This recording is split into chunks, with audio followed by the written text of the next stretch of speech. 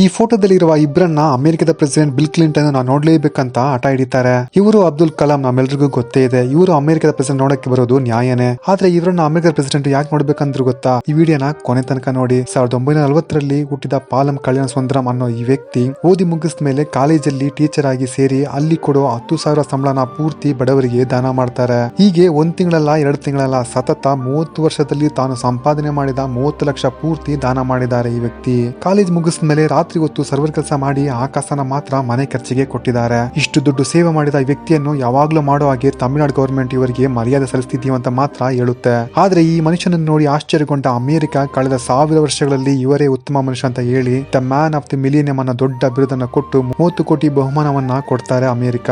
ಊರಿಗೆ ಬಂದ ಮೇಲೆ ಕಲ್ಯಾಣ ಸುಂದರಂ ಕಷ್ಟಪಡೋ ಮಕ್ಕಳಿಗಾಗಿ ಬಡವರಿಗಾಗಿ ಮತ್ತೆ ಹಣ ಧರ್ಮ ಮಾಡ್ತಾರೆ. ಎಷ್ಟು ಗೊತ್ತಾ? ಅಮೆರಿಕ ಕೊಟ್ಟ ಒಟ್ಟು 30 ಕೋಟಿ ಹಣನ. ಈ ವಿಡಿಯೋ ನನ್ನ ಫ್ರೆಂಡ್ಸ್ ಅಂಡ್ ಫ್ಯಾಮಿಲಿ ಎಲ್ರಿಗೂ ಶೇರ್ ಮಾಡಿ ಅವರು ತಿಳ್ಕೊಳ್ಳಿ.